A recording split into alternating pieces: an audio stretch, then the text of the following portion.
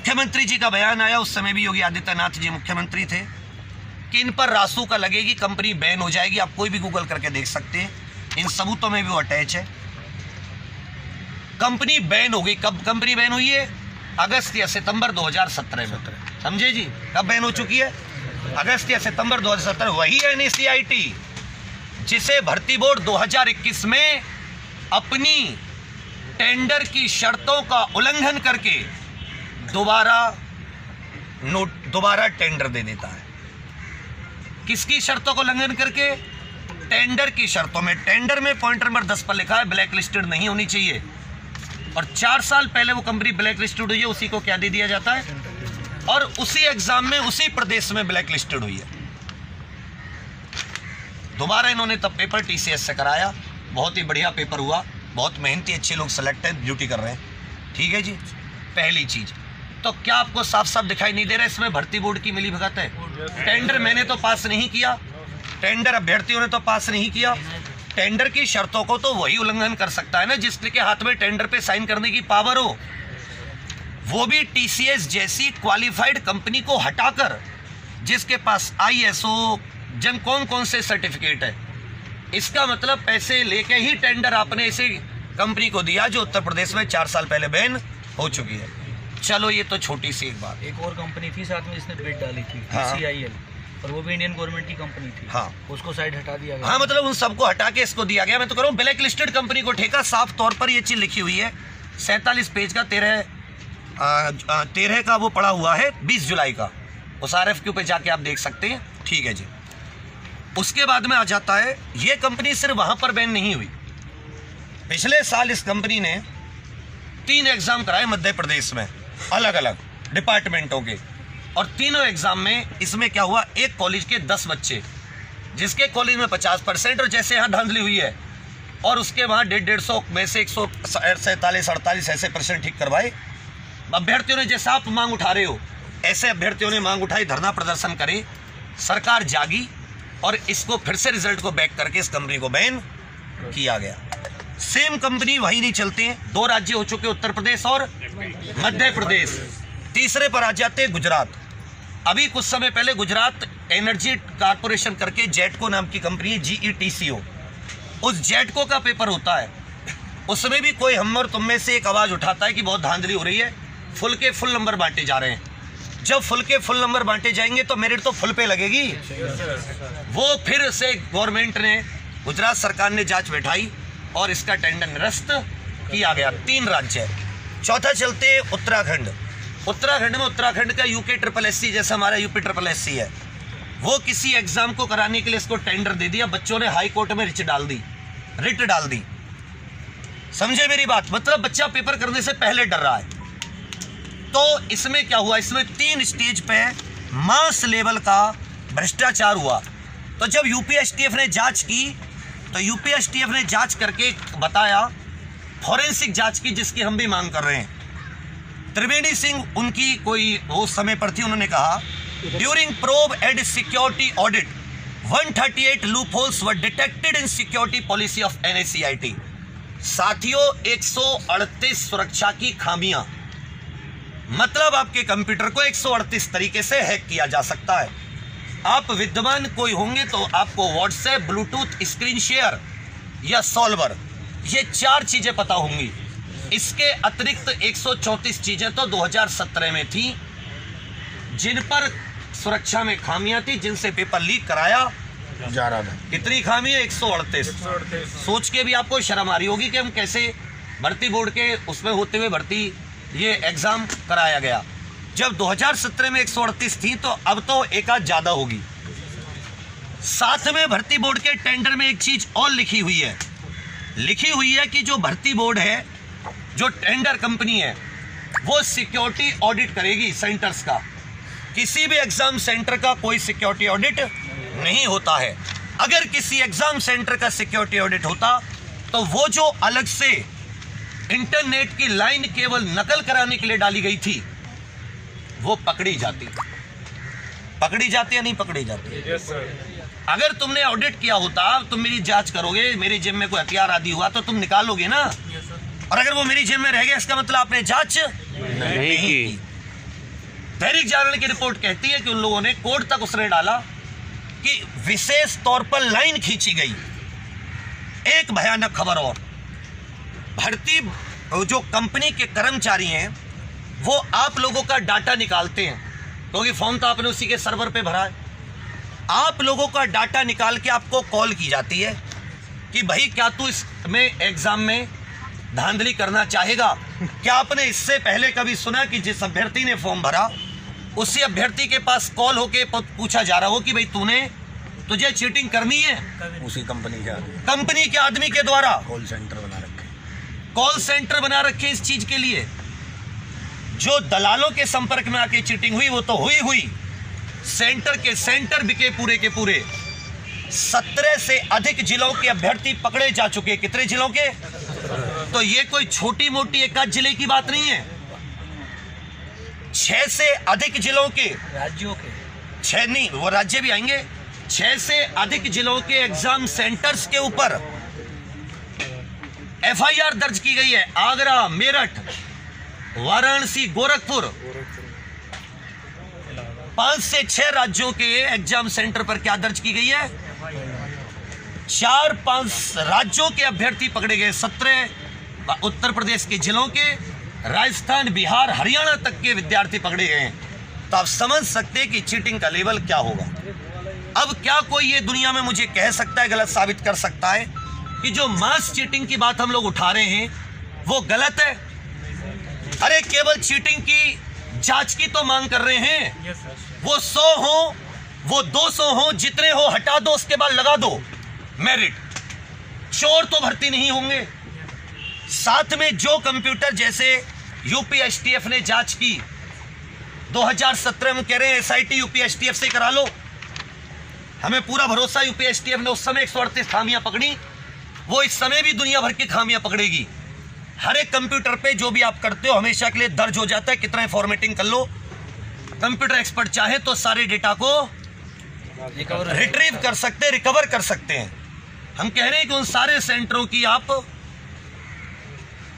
Investigation करके forensic जांच कर लो, आपको 200 खामियां मिलेंगी। कंप्यूटर सर चेंज कर दे कोई तो। अब लेकिन वही जैसे भैया ने बात बोली, वो चाहे तो कंप्यूटर चेंज कर सकते, इतने दिनों में नए कंप्यूटर लाके रखा सकते, लेकिन ये पता चल जाएगा कंप्यूटर नया है, इससे वाला पेपर नहीं हुआ, तो वो पकड़े जाएंगे जब तुम्हारा मन होगा पकड़ने का। इंस्टॉलेशन तो पता 70 आज तक कहां पकड़े गए किस एग्जाम में?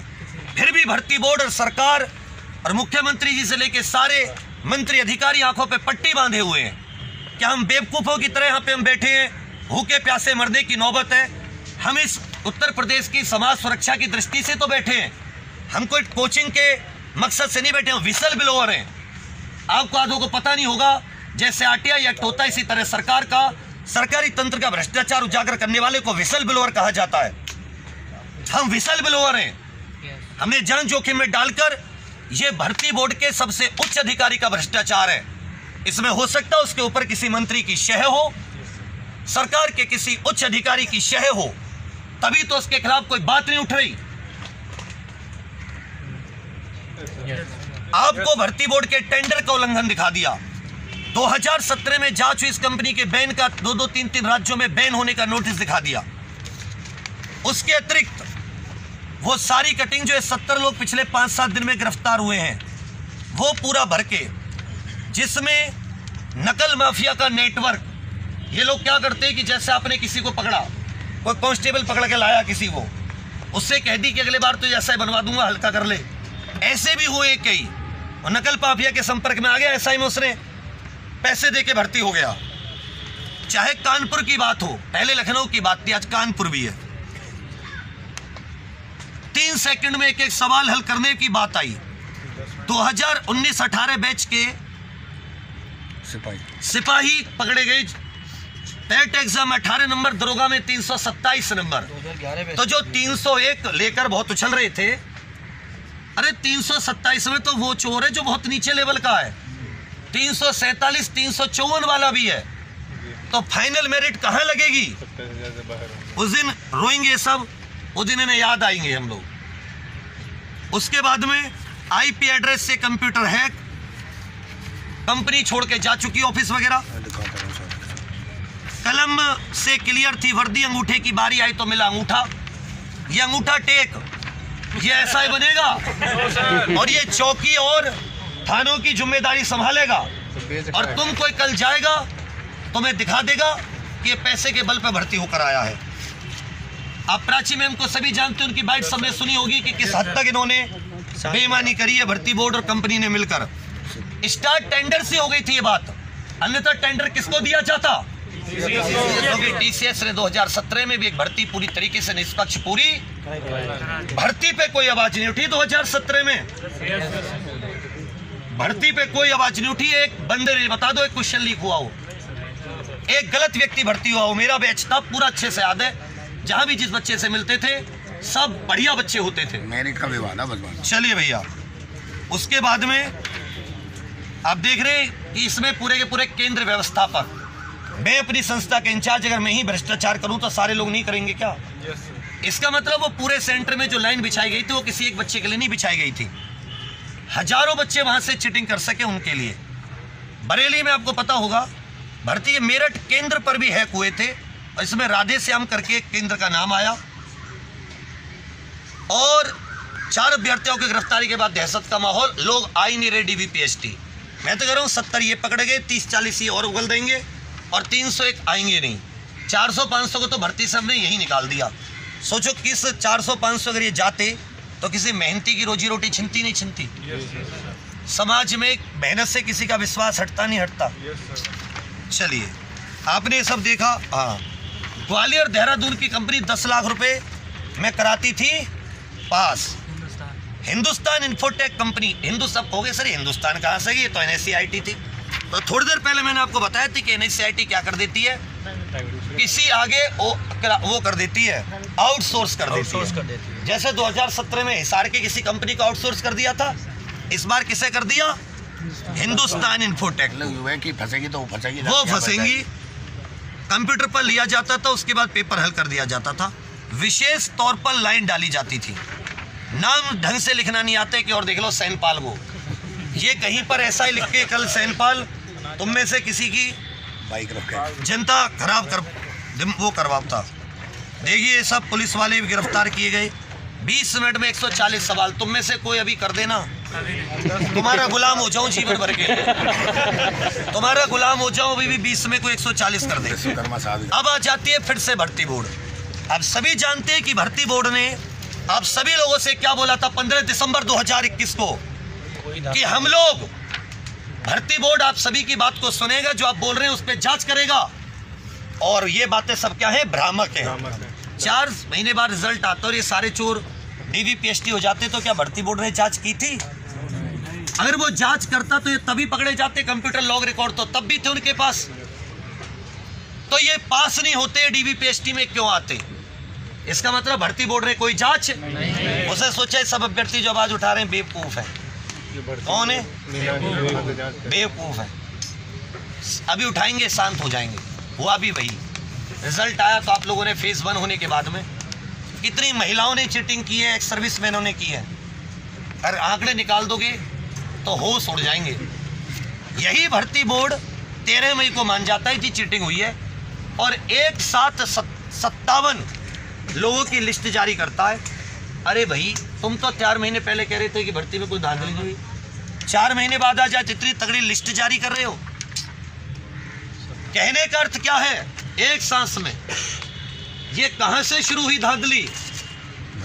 भर्ती बोर्ड से, टेंडर से शुरू। जब टेंडर, जहां भर्ती बोर्ड के अध्यक्ष उसके सदस्य फंस रहे हैं, तो क्या कभी वो जांच कराएंगे? क्या वो जांच करानी शुरू करेंगे? क्या हम लोग यहीं बैठे रहेंगे? फिर कहानी है ये तुम्हारे सामने है। सरकार इसमें मिली हुई है पूरी तरीके से। वो बड़े अधिकारी हैं, बड़े लोग हैं, उन्हें पता है कि उनका कुछ नहीं होने वाला। उधर कुछ बच्चे जो 36,000 में, उनको सोच रहा है कि हम उनका नुकसान करने बैठे, हम उनकी सीट बचाने बैठे, वो कभी नहीं सोच पाएंगे। क्या इसमें और भी लोग, बड़े बड़े लोग शामिल हैं जो बच्चों को मेहनत का झांसा देकर उन्होंने साइड से दूसरे लोगों के थ्रू चीटिंग कराते हैं। मेरठ के सेंटरों की जांच होगी तो बड़े बड़े अध्यापकों का, बड़े बड़े संस्थाओं का इसमें नाम आना तय है। तो वही भर्ती बोर्ड आपसे कह रहा है कि जी चीटिंग हुई है, लेकिन हम कुछ करेंगे नहीं। अब हमारी मांग MP वाला इसमें ये MP वाला मैंने दिखा दिए सारे। हमारी मांग में फिर से सुन लो बहुत से लोग, हमारी मांग थी कि जांच की जाए कि टेंडर नोटिस की शर्तों का उल्लंघन करके क्यों उत्तर प्रदेश में बैन कंपनी को परीक्षा कराने का ठेका दिया गया। पहली मांग। ऐसे तो हर भर्ती में होता रहेगा। अभी 26,382 का दे देंगे नहीं लोगों को, ये ऑफलाइन भी कराती हैं। हाँ ऑफलाइन में ये ऐसे ही लेखपाल की भर्ती का ठेका दे देंगे। इन्हें कराएं थोड़ी। 829 UPSI की आएगी, उनका ठेका दे देंगे। कंपनी के क्रेडेंशियल की जांच हमें ऐसा ही बनने से पहले डॉक्यूमेंट वेरिफिकेशन फेज से गुजरना पड़ता है। हमारे चरित्र प्रमाण पत्र से लेकर हर चीज मांगी जाती है।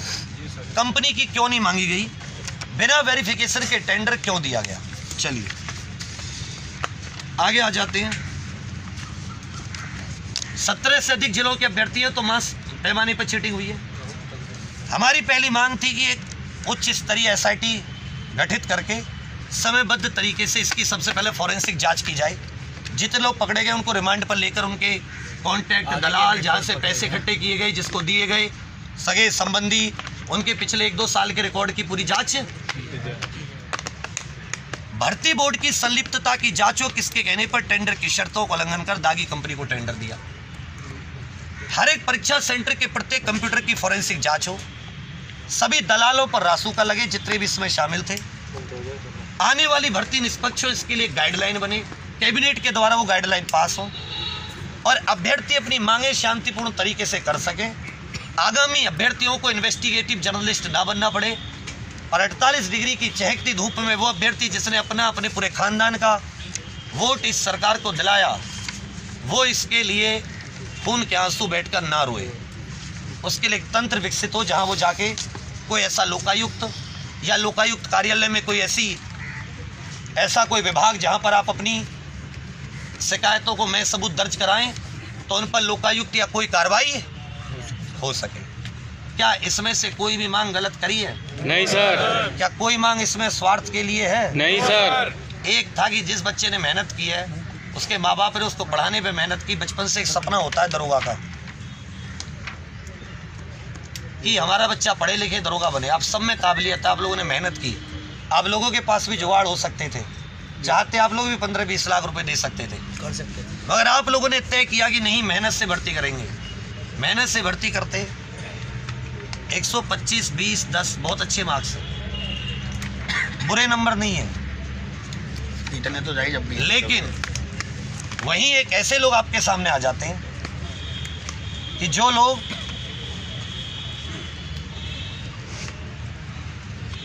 पैसों के दम पर आपकी सीट को खाते हैं। तो क्या आपका हृदय नहीं रोता?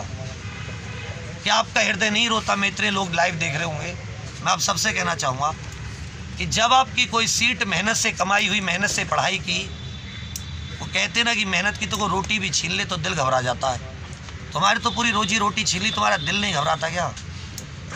तुम बैठकर अपने घरों पर क्रांति की अलग देख रहे हो, हम यहाँ पर सबूत भी इकट्ठा कर रहे हैं, यहाँ पर पढ़े भी हैं। क्या वो माँ बाप का दिल नहीं घबराता है कि हम अपने बच्चे को लेकर आएँ?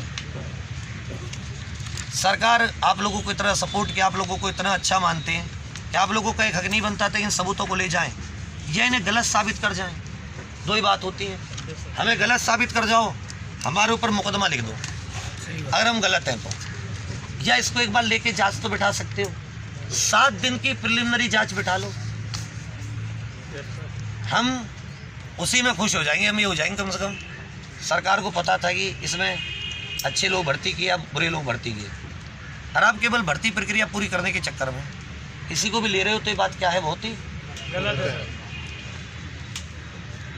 तो हम लोग अब यहाँ इतने दिन से 27वां 28वां दिन बच्चे कर रहे थे, फिर 16, 15, 16 से हम लोग आए। और हम में इतनी धूम में उतना दम नहीं है ना कि हम लोग 48 घंटे 72 घंटे भूखे रहने के बाद क्रांति। तो अब जो होगा देखा जाएगा। मैं कल आत्मदाह करूँगा अगर सरकार का कोई मंत्री इन पर या तो हमें गलत साबित नहीं कर जाता कि हमारा इंसान गलत है, हम उठ जाएंगे, या हमारी इस बात को सुन नहीं लेता। ये मेरे पास लास्ट है और इसलिए है और हम कोई कोचिंग के उससे नहीं, हम विसल ब्लोअर है। जिस विसल ब्लोअर एक्ट को सरकार ने भ्रष्टाचार उजागर करने के लिए बनाया, हम उसी भ्रष्टाचार के खिलाफ आपको मैं सबूत दे रहे हैं, भर भर के सबूत दे रहे हैं। आप हमसे आइए, लेकर जाइए सबूत। जो मीडिया, जो मंत्री, जो अधिकारी कहे वो लेकर जाए, अन्यथा कल एक पोस्टमार्टम करने के लिए रेडी रहिए। हम सब साथ में चलेंगे। नहीं, सब साथ में चलेंगे सर, हम लोग साथ में। ऐसे बैठे पागलों की तरह रात को उठा देते हैं, बिल्कुल शांतिपूर्ण तरीके से बैठे हुए लोगों को। सोच रहे हैं कि हम पता नहीं कौन सा जमीन मांगने आए सरकार से, कौन सा प्लॉट मांगने आए। अरे इसी समाज के लिए अच्छा करने आए थे। अपनी नौकरियां छोड़ के हमने कर रहे हैं। जो उठाते हैं उनसे डबल एजुकेशन रखते हैं, उनके खानदान में कोई इतने पढ़े नहीं होंगे, उतने एजुकेशन रखते हैं। हजारों को ईमानदारी का पाठ पढ़ाते हैं। उसी ईमानदारी के लिए जब भ्रष्टाचार हुआ तो आज बैठे हैं, ना कि इसी फेल हुआ है तो उसको पास कराने या उसका री एग्ज़ाम कराने। ईमानदारी से 9534 दरोगा भर्ती हों उसके लिए।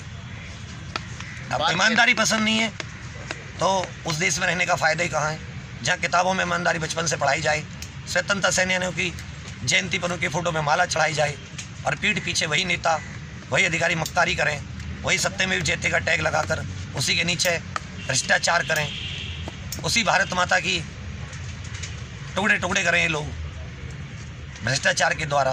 तो ऐसे देश में जीवन जीने का, ईमानदारी का पाठ पढ़ाने का क्या फ़ायदा। तो यही हमारा था आप लोगों के लिए।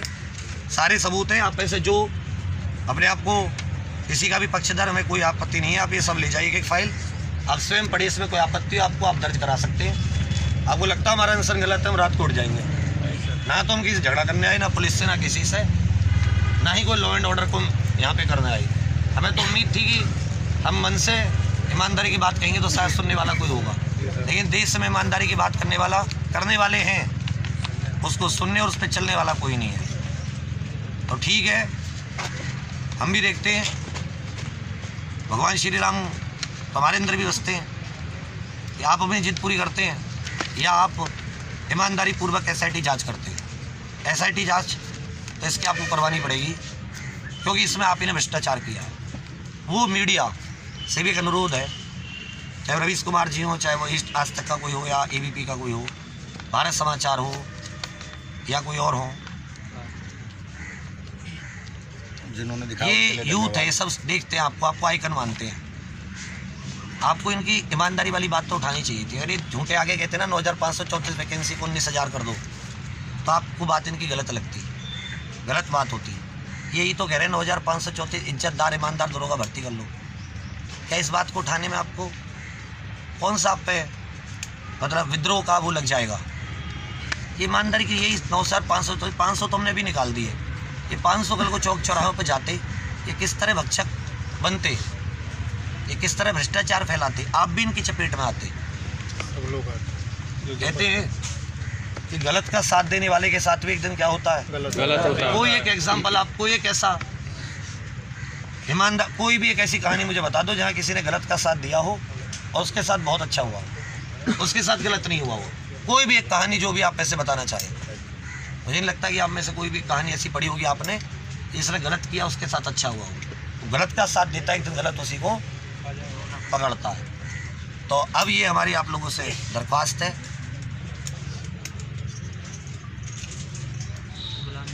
कि आप सभी लोगों को आना चाहिए था, माता पिता को अपने बच्चों के साथ, भाई बहनों के साथ। लखनऊ 500 किलोमीटर है उत्तर प्रदेश के किसी भी कोने से। 500 होगा ज़्यादा, 600 होगा, दिल्ली से 600 मान लो। उत्तर प्रदेश किसी भी, मतलब उत्तर प्रदेश के किसी भी कोने से लखनऊ 500 किलोमीटर है। रात को बैठते तो सुबह आप ट्रेन में आ जाते। 300-400 रुपये लगते होंगे पैसेंजर में, लेकिन अपनी सीट नहीं जाने देते। हमें आने की जरूरत नहीं होती, आप अपना हक मांगते। हम कल सुबह 9 बजे तक आपका इंतज़ार करेंगे। आप सब लोग जो इससे व्यथित है नहीं आते, कोई बात नहीं। हमने जिन स्वतंत्रता सेनानियों को पढ़ा उनसे सीखा, उन्हीं के नक्शे कदम पर उतर कर आत्मदाह करेंगे अगर हमारी बात को मंत्री मुख्यमंत्री नहीं सुनते, क्योंकि हमें उन्हीं पर भरोसा, हमें बीच में किसी पर भरोसा नहीं है। हम किसी से मिलेंगे भी नहीं बीच में। गृह मंत्रालय उनके अधीन है, पुलिस भर्ती बोर्ड उनके अधीन है, तो हम तो उन्हीं से आस रहेंगे। वो कह देंगे झूठ है, भाग जाओ। इसी विद्या पे हाथ रख के कसम खाते हैं, हम आएंगे नहीं वापस। तो मुख्यमंत्री को नहीं लगता है गलत है, ठीक है, लेकिन एक बार फाइल तो देख लें, सुन तो लें एक बार। वो कह देंगे नहीं जो गलत है तुम तो झूठ बोल रहे हो। हम कह देंगे ठीक है, प्रदेश के मुखिया को जिनको राम राज्य है साबित करना उन्हीं को नहीं है, तो ठीक है मान लेके हम चले आएंगे वापस। उससे पहले तो अभी भी आपको किसी को कोई सवाल पूछ रहा हूँ, सबको खुली छूट है। फिर मत कहना कि जी अपने अपने चला रहे थे। आप में से कोई भी सवाल पूछना चाहे कि जी ऐसे हुआ है नहीं हुआ, तो आप लोग सवाल पूछ सकते हैं खुशी से, बताइए भैया। कोई भी भैया आप कुछ पूछना चाहेंगे, देख लीजिए कोई आपके मन में सवाल आ रहा हो। आप कोई कहीं बहनों में कोई, हाँ यहाँ कोई सवाल नहीं पूछेगा, आप आत्मदाह करेंगे, हम नहीं, मैं अभी सवाल की बात कर रहा हूँ। कोई सवाल पूछना चाहे तो आप पूछ सकते हैं कि क्योंकि हमें गलत साबित करो ना। हम तो चाहते हैं कि कोई गलत साबित कर दे, हम गलत तो हमें भी तो पता चले हम गलत हैं। गलत की आवाज़ उठाना, अन्याय के विरोध में आवाज़ उठाना गलत है, तो आप हमें गलत साबित कर दो, हम उठ के चले जाएंगे। क्योंकि अन्याय का साथ देना तो गलत है ना। फिर क्या पता हमारे आंखों पट्टी बंद रही हमें नहीं दिख रहा हो, आप साबित कर दो। हमने तो खूब विश्लेषण के बाद में, अब जानते हैं SIT कल आज एक अखबार में, मेरठ के अखबार में छपी, लखनऊ में तो छपी भी नहीं, मतलब मैं पागल बनाने के लिए। SIT किसके लिए SIT गठित होगी? मुकदमों की जांच के लिए, 4 सेंटर, मुकदमों की 4 सेंटरों के लिए, 6 जिलों के तो सेंटरों के नाम है। इसे बेवकूफ कौन करेगा? RK विश्वकर्मा जी, हमें विश्वास नहीं है आप पर महोदय, आप पे हमें कतई विश्वास नहीं है। हमें नहीं पता था आप 30-35 साल की नौकरी करके और एथिक्स का पेपर लिख के UPSC में और आज भ्रष्टाचार करेंगे। आपका है ये नंबर 10, ये number 10 point RK Vishwakarma ji आपका है, पढ़ लीजिएगा इसे। ब्लैक लिस्टेड कंपनी को टेंडर आपने दिया है, आपके भर्ती बोर्ड के सदस्यों ने दिया है, आप पे भरोसा नहीं है। आप तो SIT में रह ही नहीं सकते। चोर खुद की चोरी की जांच कब से करने लगे? या तो SIT में रेणुका मिश्रा मैम हो, या संजय सिंगल सर हो, प्राची मैम हो, अनिरुद्ध पंकज सर है DIG SIT, वो SP उनमें SIT के वो हों, STF के अधिकारी हो, भर्ती बोर्ड का कोई सदस्य ना हो, भर्ती बोर्ड या जो इस विभाग से उनसे जुड़े हुए लोगों में कोई ना हो, कोई नहीं सदस्य, वो यारी दोस्ती निभाएंगे।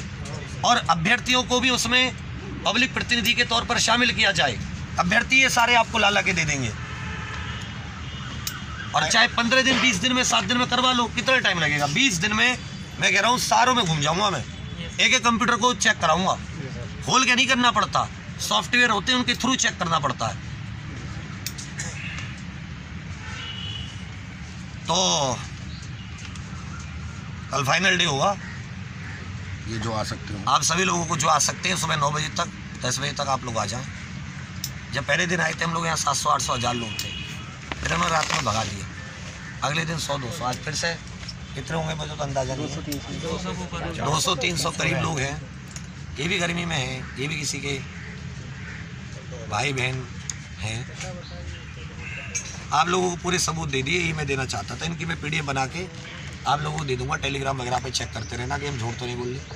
भर्ती बोर्ड का टेंडर नोटिस गूगल पे सारा पड़ा है, NECIT MP ban, NECIT Gujarat paper leak, NECIT Uttarakhand, NECIT UPSI 2017 डालोगे ऐसा खुल जाएगा जैसे कि तुम किसी भारत के पूर्व प्रधानमंत्री की गाथा पढ़ रहे हो। वो इतना यशस्वी थे, तो इनके यशस्वी पने की कौन कौन इसमें शामिल है, सब ये पकड़े जाने चाहिए। आज इसको यूँ लग रहा है घर बैठ के कि भाई ये गलत है, गलत है पूरी तरीके से, तुम आवाज़ नहीं उठाओगे। उत्तर प्रदेश की हर भर्ती में ऐसा होगा, इस बात को आप लिख लीजिए। सबकी मेरिट आई जाएगी, ये पैसा कमाने का बहुत बड़ा जरिया, हजारों करोड़ का घोटाला है। उत्तर प्रदेश के इतिहास में इससे बड़ा घोटाला नहीं हुआ। सर आप कुछ बोलिए प्लीज़, मेरे तो बस की नहीं। देखिए विवेक सर ने सारी बातें आपको बता दी और इससे ज़्यादा कहने के लिए कुछ है नहीं। सबूत आपके सामने है। अगर कोई भी जांच करेगा, और बिल्कुल सही तरीके से जांच करेगा, तो पहला ही पॉइंट जब टेंडर जारी हुआ था तभी उसके क्लॉज नंबर 10 पे आके अच्छे पढ़े लिखे अधिकारी की निगाह यहीं रुक जाएगी। हम कुछ बात ही नहीं कर रहे हैं, हम किसी चीज़ की मांग नहीं कर रहे हैं। क्लॉज नंबर 10 का उल्लंघन ही क्यों किया गया, जिसमें साफ साफ ये लिखा गया है कि एजेंसी एंड उसकी सब्सिडरी जो ब्लैक लिस्टेड होंगी या जो सेंट्रल गवर्नमेंट स्टेट गवर्नमेंट के द्वारा उनकी किसी फर्म या डायरेक्टर पर अभी कोई भी कोर्ट में या लॉ में ब्लैकलिस्ट का कोई मुकदमा होगा या क्रिमिनल केस होगा तो वो टेंडर नहीं डालेगी। यहाँ टेंडर डाला भी गया, टेंडर उसको दे भी दिया गया।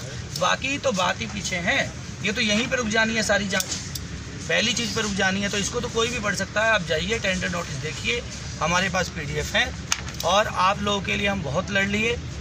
अगर आप लोग अपने लिए लड़ सकते हैं तो हम लोग नहीं लड़ सकते हैं, फिर नौकरी हमें नहीं मिल रही है। हम लोग बेवकूफ़ नहीं हैं, अपना घर परिवार छोड़ के, बच्चों को छोड़ के यहाँ पढ़े हैं और केवल आप लोगों के लिए पढ़े हैं। और आप लोग अपने घर से निकलने को तैयार नहीं हैं। जो विद्यार्थी हमारे ही पढ़ाए हुए सेलेक्ट भी हुए हैं वो हमें उल्टा कह रहे हैं कि आप भर्ती रुकवा रहे हो। उन बेवकूफ़ों को ये समझ में नहीं आ रहा है कि 130, 135 से ऊपर वाले घोटालेबाज बहुत हैं और तुम 128 पे सोच रहे हो कि हमें वर्दी मिलने वाली है। नहीं ना, अपने आप उन्हें ये समझ में नहीं आ रही है बात। तो अगर आपको लगता है तो ठीक है भाई, फिर आप अपने अपने घर बैठिए, हम ही क्यों करने वाले हैं। आगे से जो आपकी मर्जी वो करिएगा। कल आखिरी दिन है, अगर आपका समर्थन मिलता है सुबह 9-10 बजे तक फाइनल देखा जाएगा तो बहुत अच्छी बात है। अगर समर्थन नहीं मिलता है, माननीय मुख्यमंत्री जी भी सामने नहीं आते हैं, तो कल की गतिविधियों की सुबह जिम्मेदारी प्रशासन की।